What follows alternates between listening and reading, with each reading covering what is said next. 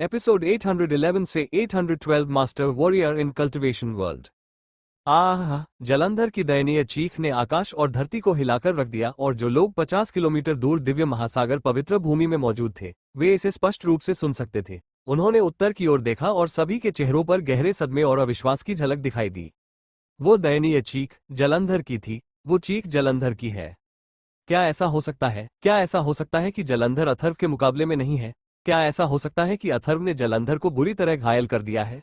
7 राष्ट्रों में से एक के एक प्रखर साधक ने अत्यंत उत्साहित स्वर में पूछा। जलंधर ने उनके सामने जो ताकत दिखाई वो पौराणिक शैतान देवताओं के बराबर थी, इसलिए वे समझ नहीं पाए कि किस तरह की शक्ति उसके खिलाफ जा सकती है। उन्होंने कभी नहीं सोचा था कि अथर्व जलंधर से द्वंद्व युद्ध करने में सक्षम होगा। फिर भी उन्होंने जो दयनीय चीख सुनी थी वो जलंधर की थी। हंसराज ने पूछा, क्या ये सच में सच है? ऐसा लगा कि वे सभी इस समय किसी सपने में फंस गए हैं। ये सच नहीं हो सकता। दिव्य तलवार पवित्र भूमि के सभी लोगों की आंखें चौड़ी हो गई थीं। उनके चेहरे भय से भर गए और वे घबराए हुए स्वर में बोले, भगवान सम्राट की शक्ति एक शैतान देवता के बराबर है तो वह अथर्व से कैसे हार सकते हैं? हाँ, इस पर यकीन करना वाकई मुश्किल है। रमनदीप ने उत्तरी आसमान की ओर देखते हुए गहरी सांस ली और कहा, 7 साल पहले वो सिर्फ एक बच्चा था जिसने अभी अभी प्रोफाउंड पैलेस में प्रवेश किया था और उसे अभी भी छाया से बचाने के लिए मेरी जरूरत थी। आज 7 साल के छोटे से समय में वो वास्तव में इन ऊंचाइयों तक पहुंचने में कामयाब रहा। ये कहने के बजाय कि यह एक ऐसी उपलब्धि है जो पूरी तरह से अभूतपूर्व थी और जिसे फिर कभी दोहराया नहीं जा सकता, इसे एक अविश्वसनीय सपने के रूप में वर्णित करना बेहतर होगा जिस पर शायद ही विश्वास किया जा सके। उम्र के लिहाज से क्या मौजूदा अथर्व हमारी तुलना में अभी भी एक बच्चा नहीं है? दलवीर ने एक सौम्य मुस्कान के साथ कहा और आगे बोला, उसका व्यक्तित्व अजीब और असामान्य है। उसका स्वभाव दबंग और दबंग है। किसी और के द्वारा नियंत्रित न होने की उसकी इच्छा उसकी हड्डियों में समा गई है और वो कभी किसी के अधीन होने को तैयार नहीं रहा है। इस तरह का व्यक्ति स्वाभाविक रूप से धार्मिकता के किसी भी सिद्धांत से प्रेरित नहीं होगा और न ही वो किसी भी तरह का कर्तव्य निभाने को तैयार होगा। फिर भी वो वही था जिसने ब्लू विंड साम्राज्य को बचाया था और आज वो वही है जो पूरे आकाश महाद्वीप का भविष्य अपने हाथ में रखता है। भले ही वो निश्चित रूप से इस पर कोई ध्यान नहीं देगा, लेकिन अगर वो जलंधर से छुटकारा पाने में कामयाब हो जाता है तो वो निश्चित रूप से एक किंवदंती बन जाएगा जो आकाश महाद्वीप के इतिहास में कभी नहीं दिखाई दी और शायद भविष्य में भी कभी नहीं दिखाई देगी। ओह! जलंधर ने अपने सीने में लगे घाव पर हाथ रखा जो लाल रोशनी से चमक रहा था। उसका चेहरा दर्द से इतना विकृत हो गया था कि वह व्यवहारिक रूप से एक वास्तविक शैतान जैसा लग रहा था। लेकिन चाहे उसने अपनी ऊर्जा कितनी भी केंद्रित कर ली हो, वो उस घाव को बंद नहीं कर सका। वास्तव में वो खून बहने से भी नहीं रोक सका और जल्द ही उसकी पूरी हथेली लाल काले खून से भर गई। भले ही अथर्व के चेहरे पर अविश्वसनीय आत्मविश्वास था, लेकिन उसे नहीं पता था कि वर्तमान जलंधर कितना शक्तिशाली हो गया है, इसलिए उसके लिए पूर्ण आत्मविश्वास रखना संभव नहीं था। इसलिए उसने पहले दिखावटी कमजोरी दिखाने की योजना बनाई ताकि वो जलंधर के अत्यधिक आत्मविश्वास और अहंकार का इस्तेमाल करके उस पर हमला कर सके और अपनी तलवार से उसे बुरी तरह कुचल सके। हालांकि तलवार का घाव बहुत लंबा था, लेकिन यह बहुत उथला भी था। इस तरह का घाव आमतौर पर एक सामान्य संप्रभु को भी परेशान नहीं करता, लेकिन क्योंकि यह शैतान कातिल तलवार से आया था, इसलिए यह जलंधर के शैतान शरीर के लिए दुनिया का सबसे भयानक दुस्वप्न था। लाल रोशनी से चमकने वाली तलवार के घाव ने न केवल उसे अत्यधिक दर्द दिया, बल्कि इसने उसके कार्यों को भी गंभीर रूप से प्रतिबंधित कर दिया, क्योंकि इसने अंधेरे की गहन ऊर्जा के संचलन को भी बहुत प्रभावित किया था। इस तलवार के घाव के बारे में और भी अधिक भयानक बात यह थी कि इसे बंद करने के लिए अंधेरे की गहन ऊर्जा का उपयोग करना मूल रूप से संभव नहीं था। इसलिए भले ही जलंधर की गहन शक्ति 10 गुना अधिक मजबूत हो, वो इस घाव को जल्दी से ठीक करने में सक्षम होने के बारे में भूल सकता था। वास्तव में अधिक शक्तिशाली होने से यह घाव और भी लंबे समय तक बना रहेगा। अथर्व देव, तुमने वास्तव में इस सम्राट के महान शैतानी शरीर को नुकसान पहुंचाने का साहस किया है। उसके शरीर द्वारा अनुभव किए जा रहे दर्द और मन द्वारा अनुभव किए जा रहे अपमान के कारण जलंधर का अहंकार और सरल स्वभाव पूरी तरह से गायब हो गया। उसकी अंधेरी गहन ऊर्जा के प्रभाव में उसका क्रोध, हिंसक इच्छाएं और हत्या की मंशा पूरी तरह से भड़क उठी थी। बूम! जलंधर के शरीर से काली रोशनी बाहर की ओर फूट पड़ी और पहले से ही अविश्वसनीय रूप से मजबूत और जोरदार अंधेरे की आभा अचानक विस्फोटक रूप से कई गुना बढ़ गई। काली रोशनी की एक परत उसके शैतानी शरीर के चारों ओर चक्कर लगाती और बहती रही। उसके भीतर बिजली की तरह गहरे प्रकाश की जेट काली धारियां चमक रही थीं। एक गहरे दबाव ने अथर्व पर हमला किया और उसके शरीर को कई स्थानों पर पीछे हटने पर मजबूर कर दिया। उसके हाथों ने शैतान कातिल तलवार पर अपनी पकड़ मजबूत कर ली और उसकी अभिव्यक्ति सतर्क और सतर्क हो गई। आहा अथर्व देव, ये सम्राट तुम्हें टुकड़े टुकड़े कर देगा। उसकी छड़ाती पर लगे घाव से अभी भी खून बह रहा था और उसे नहीं पता था कि दर्द कब कम होगा। जलंधर ने कर्कश दहाड़ लगाई, जबकि उसके शरीर के चारों ओर काली रोशनी बेचैनी से लहरा रही थी।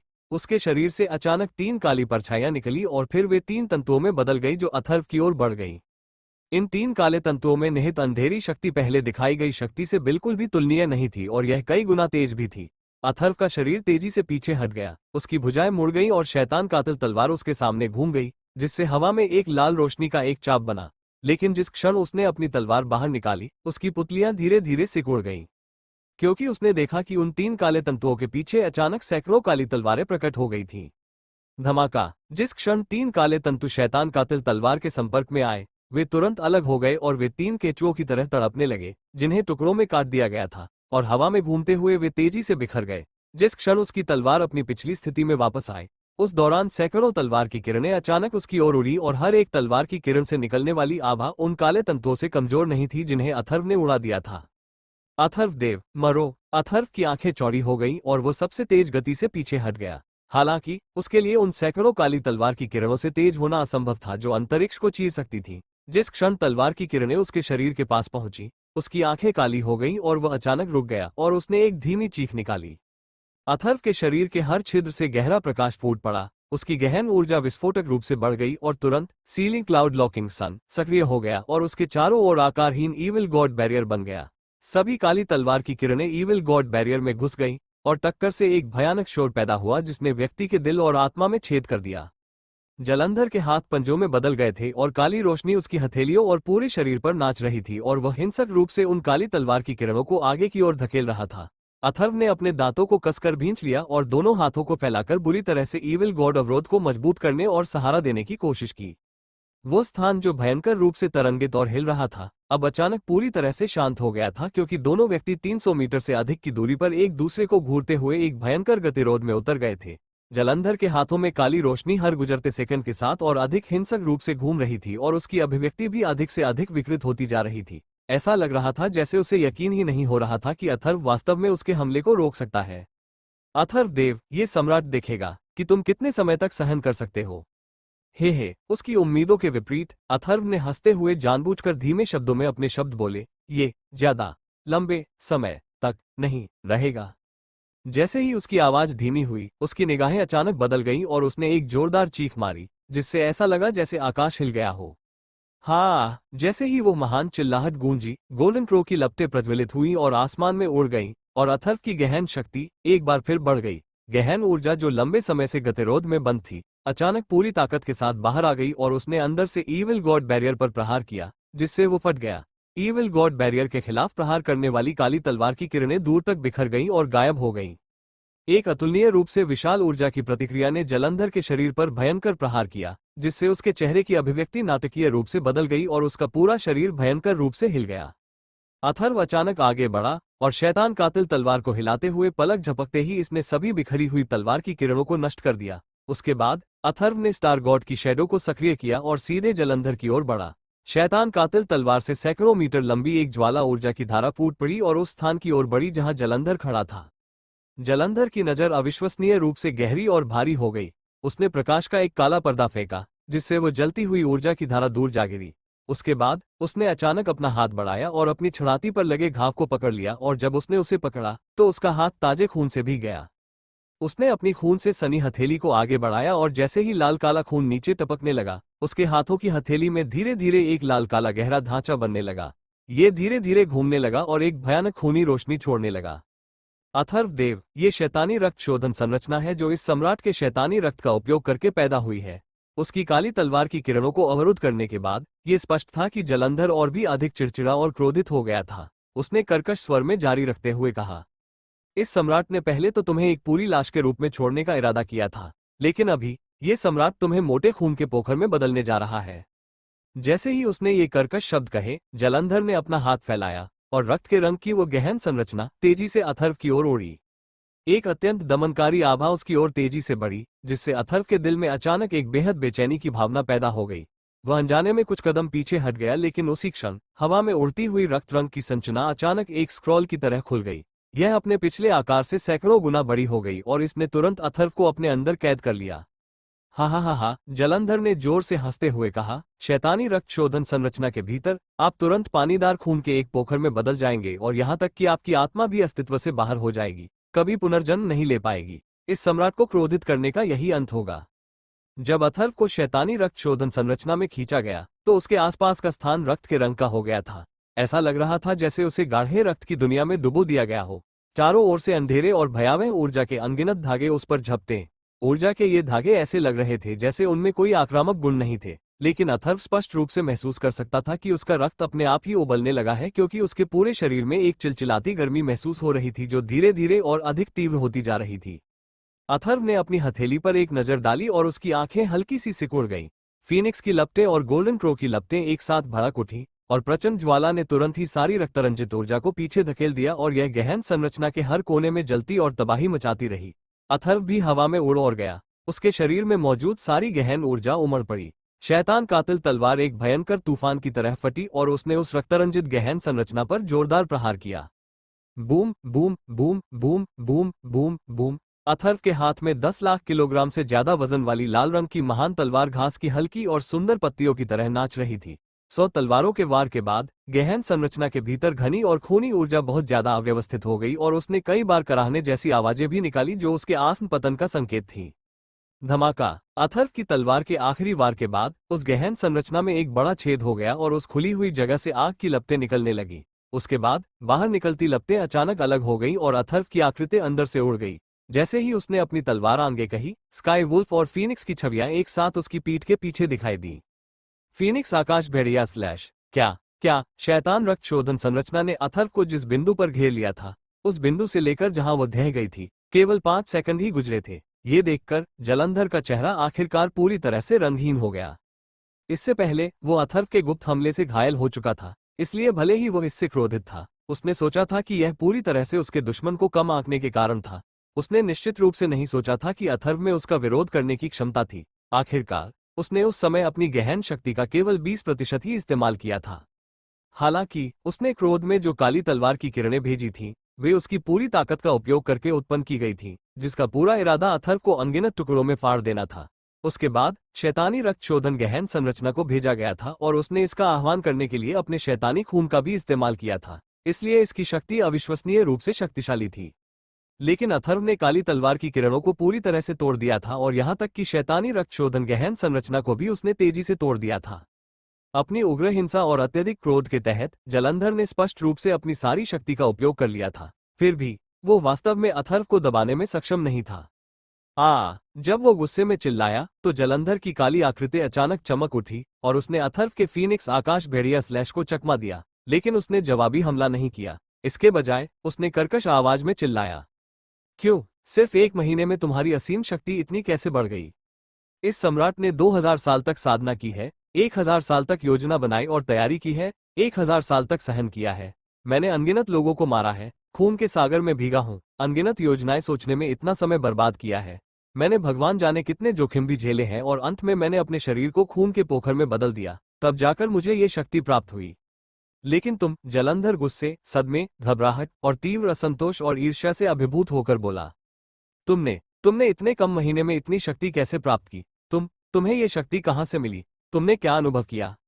यद्यपि जलंधर आकाश महाद्वीप के 4 पवित्र लीडरों में से एक था, लेकिन जब वो युवा था तो वो एक औसत प्रतिभा वाला व्यक्ति था। इसके अलावा दिव्य तलवार पवित्र भूमि जैसी जगह में उसकी योग्यता को औसत दर्जे का भी नहीं माना जा सकता था। अगर उसका उपनाम राज न होता तो उसे अपनी खराब योग्यता के कारण स्वर्गीय तलवार संप्रदाय के पूर्वज की तरह दिव्य तलवार पवित्र भूमि से बाहर निकाल दिया जाता। आकाश महाद्वीप एक ऐसी दुनिया थी जहां गहन शक्ति ही सर्वोच्च थी और शक्तिशाली दिव्य तलवार पवित्र भूमि जैसी जगह में स्तरों का स्पष्ट अंतर भी था। गहन शक्ति के स्तर जगह के भीतर पूर्ण पदों का प्रतिनिधित्व करते थे। उसे इसलिए नहीं निकाला गया क्योंकि उसकी रगों में राजवंश का खून बहता था, लेकिन साथ ही उसकी योग्यता राजपरिवार के लिए शर्म की बात बन गई थी। दिव्य तलवार पवित्र भूमि में उसे अनगिनत ठंडी निगाहों, उपहास, तिरस्कार, अपमान का सामना करना पड़ा और यहाँ तक कि उसके जैविक माता पिता भी उससे पूरी तरह निराश थे। उन्होंने अपनी आंखें मूंद ली थी। उसके 6 जैविक भाई थे, फिर भी उनमें से कोई भी आमतौर पर उसे एक नज़र भी नहीं देखता था। उसने बहुत ज्यादा तिरस्कार और अपमान सहा था और खुद के प्रति अपने मन में जो नफरत थी उसे जोड़कर एक दिन वो पूरी तरह टूट गया। फिर एक जागे हुए राक्षस की तरह सत्ता के लिए उसकी लालसा पागलपन की हद तक बढ़ गई।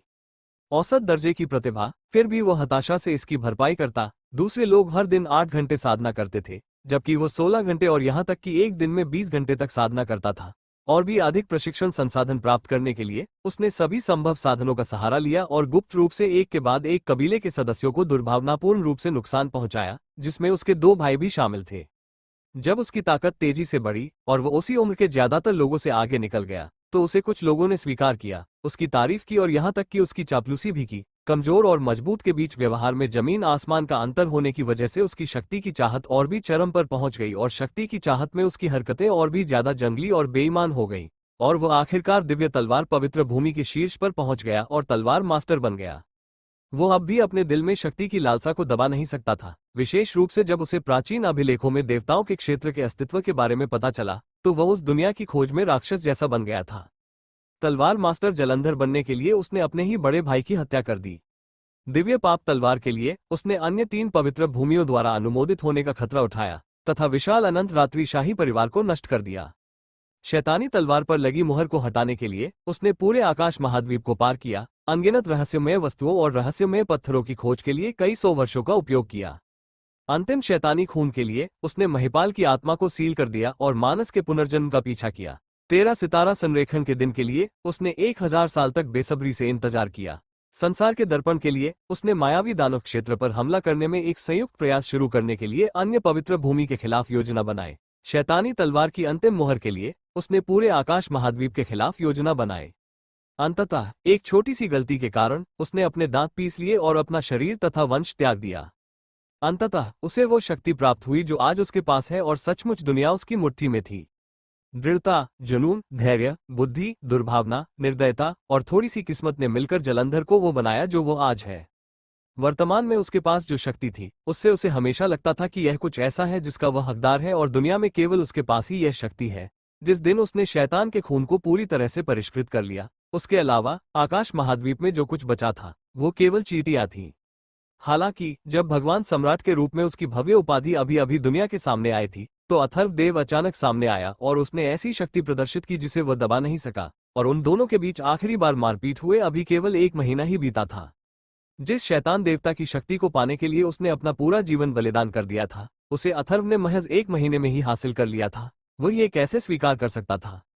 अथर्व ने दबी हुई आवाज में कहा, मेरी शक्ति का एक बड़ा हिस्सा मेरे गुरु से आता है, जबकि मैंने बाकी आधा हिस्सा अपने जीवन के साथ जुआ खेलकर हासिल किया है। कम से कम मैं निश्चित रूप से तुम्हारी तरह नहीं हूं, जो एक पूरे कबीले को खत्म कर देगा, मायावी दानव क्षेत्र को अराजकता में डाल देगा और किसी के शरीर को छीन लेगा, वो भी सिर्फ सत्ता के लिए, अपनी जुनूनी खोज को संतुष्ट करने के लिए। गुरु जलंधर की आंखों में खून की धारें फूट पड़ी, क्योंकि लाल पोशाक में वो बेजोड़ डरावनी लड़की उसके दिमाग में उभर आई। जब वह भगवान सम्राट बन गया था, तब भी जब उसे जैस्मीन की याद आती थी, तो उसके दिल में डरघर कर जाता था। वह अनिच्छा से चिल्लाया, क्यों? इस सम्राट का सामना ऐसे गुरु से क्यों नहीं हुआ? क्यों? यह उचित नहीं है, यह उचित नहीं है। आह!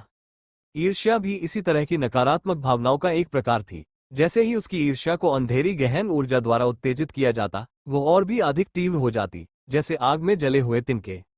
जोरदार दहाड़ के साथ जलंधर ने सामने से हमला किया और एक जंगली जानवर की तरह अथर्व की ओर झपटा जो पागल हो गया था। 2 विशाल शैतानी पंजे एक ही समय में प्रकट हुए और उन्होंने अथर्व के शरीर पर एक दूसरे को चीरते हुए वार किया। अथर्व ने अपने पैरों को धक्का दिया और उसका आकार तुरंत कई दर्जन मीटर दूर चमक गया। जलंधर, जो खाली हवा में बह गया था, हवा में रुक गया, लगातार कांपने लगा। हालांकि उसने मुड़कर नहीं देखा। काफी देर बाद उसके शरीर का कांपना धीरे धीरे कम हो गया और अंत ये पूरी तरह से बंद हो गया। यहाँ तक कि उसकी पहले से अस्त व्यस्त गहन ऊर्जा भी पूरी तरह से शांत हो गई थी। हे, जलंधर हंस रहा था। हालांकि यह अब वो उग्र, बेकाबू जंगली हंसी नहीं थी, बल्कि उसकी हंसी विशेष रूप से उदास थी।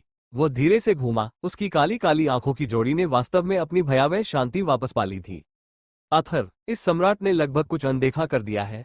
उसने अपनी आंखें उठाईं और अथर्व पर ध्यान केंद्रित किया और उदास स्वर में कहा, तुम्हारी मिस्टिक वैन 16 साल की उम्र से पहले ही अपंग हो गई थी और तब से लेकर अब तक तुमने ज्यादा से ज्यादा 8 साल तक भी साधना नहीं की है।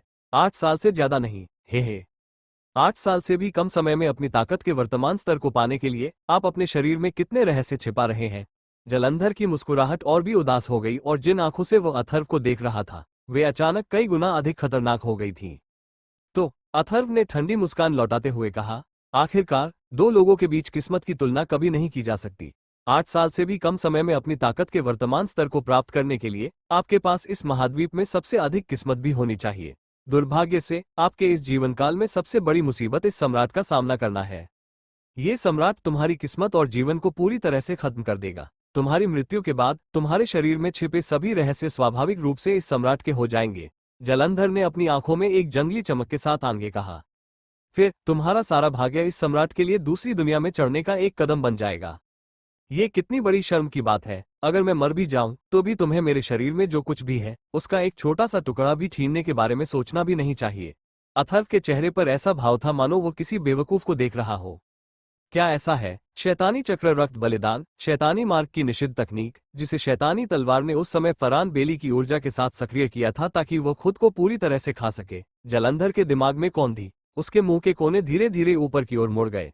हालांकि इतने कम समय में इसे दूसरी बार सक्रिय करना थोड़ा मुश्किल था, लेकिन अगर वो अथर्व की सारी शक्तियां प्राप्त कर सकता था तो ये पागल आदमी सबसे बड़ी कीमत भी भुगतने को तैयार होगा।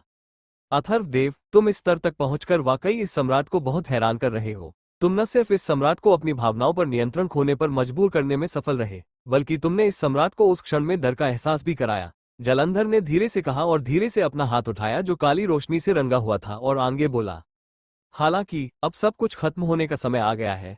नीचे से ऊपर तक काली काली बिजली की चिंगारियां चमकने लगी, मानो वे नरक से निकली काली बिजली की धारें हों। जलंधर के हाथ में एक बड़ी काली तलवार थी और तलवार के हैंडल पर शैतानी आंखों की एक जोड़ी एक भयावह काली रोशनी बिखेर रही थी। एक पल में जलंधर के शरीर पर काली आभा छा गई। पहले जो काली रोशनी थी वो और भी गहरी हो गई। इससे भी ज्यादा भयावह ये था कि उसके शरीर पर काली शक्ति तेजी से फैल रही थी। इस काली शक्ति के नीचे आकाश और धरती तेजी से धुंधले हो गए। नीचे लगातार उछलता हुआ समुद्र अतुलनीय रूप से शांत हो गया, मानो वो किसी पहाड़ से दबा हुआ हो। जब यह अंधेरी ताकत एक हद तक बढ़ गई तो यह अचानक कमजोर हो गई। हालांकि अथर्व पर इसका दबाव कम नहीं हुआ, बल्कि इसने अचानक एक पल के लिए उसकी आत्मा को झकझोर दिया। इसके बाद जलंधर की आभा के तहत अथर्व के भीतर हीनता की तीव्र भावना जल्दी से पैदा हुई और इसकी तीव्रता और भी बढ़ गई। जलंधर की गहन आभा एक गुणात्मक परिवर्तन से गुजर रही थी। अवर्णनीय रूप से विशाल भयावह शक्ति के तहत समुद्र के कई सौ किलोमीटर का क्षेत्र मृत मौन हो गया।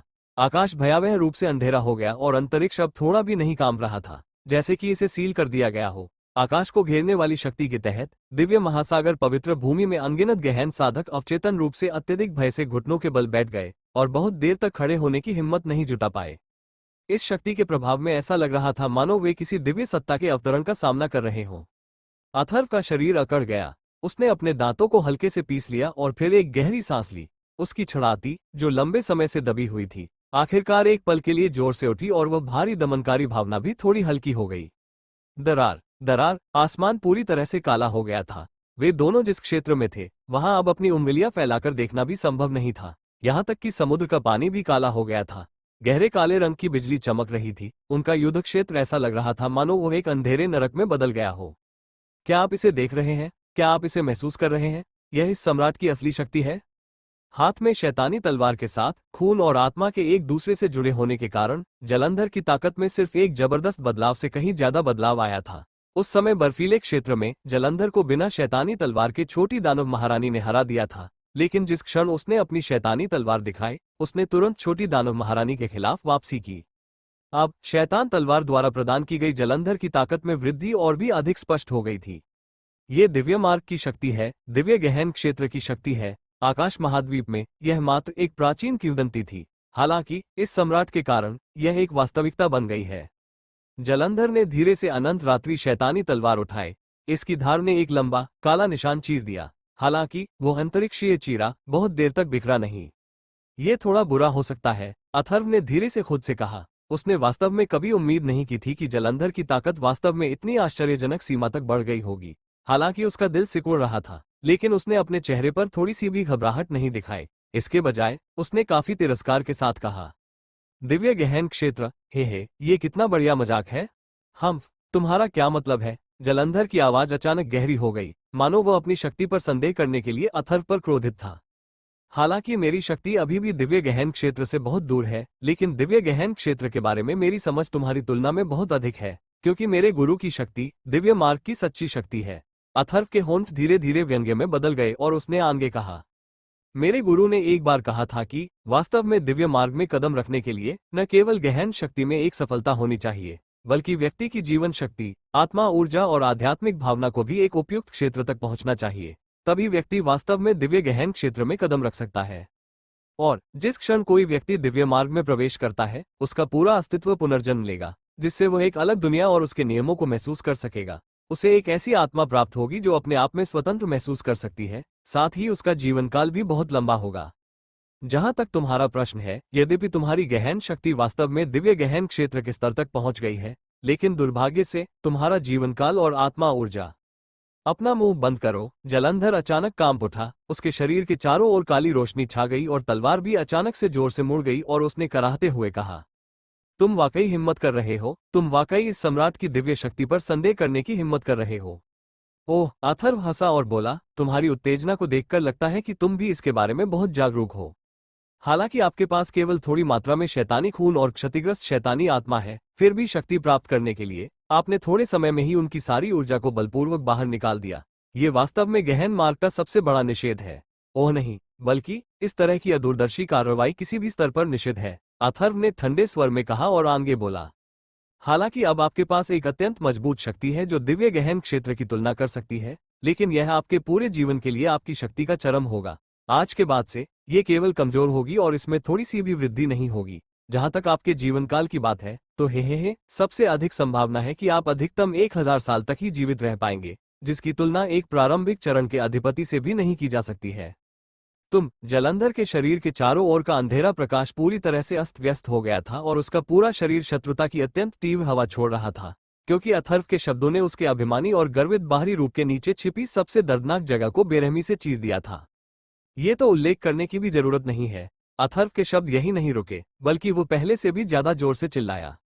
तुम्हारी जीवन शक्ति और आत्मा की ऊर्जा मजबूत होने के बजाय कमजोर होती जा रही है और तुम्हारी आध्यात्मिक समझ में भी कैसे सुधार हो सकता है। रेहांशी और मैं पहले सी गॉड एरेना से सिर्फ 10 किलोमीटर दूर छिपे हुए थे, फिर भी तुम हमें बिल्कुल अंत तक भी महसूस नहीं कर पाए। तुम किसी दूसरी दुनिया के अस्तित्व को कैसे महसूस कर सकते हो? जाहिर है, ये सिर्फ एक दयनीय कल्पना है जिसका इस्तेमाल तुम खुद से झूठ बोलने के लिए कर रहे हो। ये सम्राट तुम्हें हजारों टुकड़ों में काट देगा। जलंधर ने बेतहाशा दहाड़ते हुए अथर्व की ओर झपट्टा मारा। उसके पास एक काली आभा थी जो पूरे आकाश और धरती को घेर सकती थी। अनंत रात्रि शैतानी तलवार ने एक मंद प्रकाश छोड़ा जो ऐसा लग रहा था जैसे वो खुद ही यातनागृह से आया हो। अथर्व की आंखें सिकुड़ गईं। उसने सीधे तौर पर इसका सामना करने की हिम्मत नहीं की और इसके बजाय जल्दी से चकमा देकर दूर चला गया। ऐसा करते हुए वो एक और निर्दयी वार करना नहीं भूला। न केवल तुमने दिव्य गहन क्षेत्र में कदम नहीं रखा, बल्कि तुम निश्चित रूप से अपने पूरे जीवन में सच्चे दिव्य मार्ग पर कदम नहीं रख पाओगे।